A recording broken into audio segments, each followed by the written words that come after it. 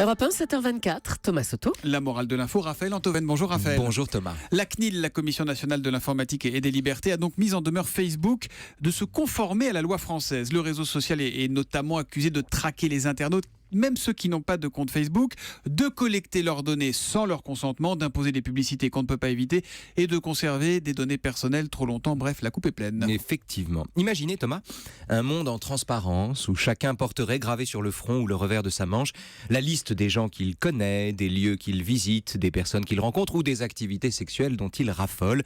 Pire, imaginez un univers où on vous dérobe ce que vous êtes pour vous vendre ce que vous avez déjà. Il n'y a pas besoin de forcer l'imagination, ce monde il existe déjà. Raphaël. Mais oui, c'est une nation d'1,5 milliard d'humains dont, dirait Pascal, le centre est partout et la circonférence nulle part. On appelle ça Facebook, c'est-à-dire trombinoscope.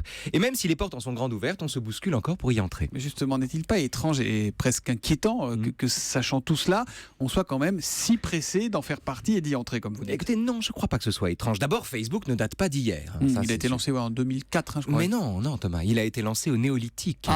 Je veux dire, il a suffi que les humains s'agglomèrent quelque part pour tomber sous le regard de leurs voisins, pour trouver intéressant en soi ce qui n'intéresse que soi et donner le jour à cette liberté servile qu'on appelle un réseau. Facebook existe depuis la nuit des temps. Spinoza et Leibniz en fournissaient l'équivalent d'une description au XVIIe siècle. J'ai pas le temps d'entrer dans les détails, c'est bien dommage.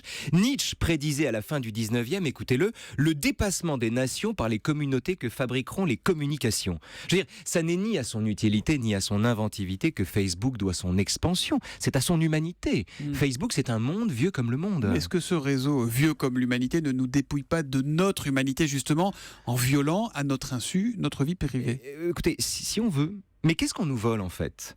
Des informations sur nous-mêmes, de la vie privée, c'est-à-dire finalement peu de choses, et sûrement pas l'essentiel. Lequel ou laquelle d'entre nous accepterait d'être réduit aux informations dont les autres disposent à son sujet?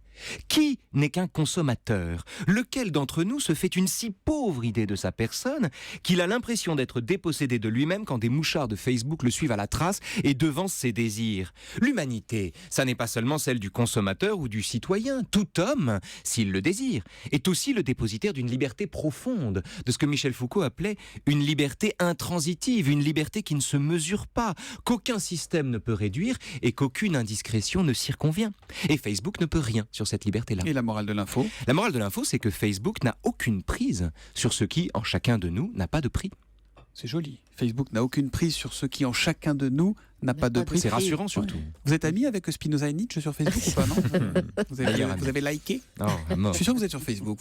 Mais je like à mort. On parlera du like un jour, c'est un vrai sujet. Ah oui, le ça. like. Le like, le pouce comme ça, parce que c'est le geste du gladiateur. Enfin, le geste qui sauve la vie du gladiateur. Décidément, on n'a rien inventé, c'est incroyable. Là, moi, je suis sûr que Julie n'est pas sur Facebook en revanche. Je n'y suis pas. Et je ne veux pas y être. Et elle ne peut pas y être. Elle est rebelle, Julie. Un jour, on lui ouvrira un compte Twitter, on essaiera. Julie ne connaît pas Facebook, mais elle est connue sur Facebook. Ça, c'est encore mieux. La nuance est pas importante. sûr. La morale de l'info revient demain à 7h25 sur Europe 1 avec vous, Raphaël Antoven. À demain. À demain.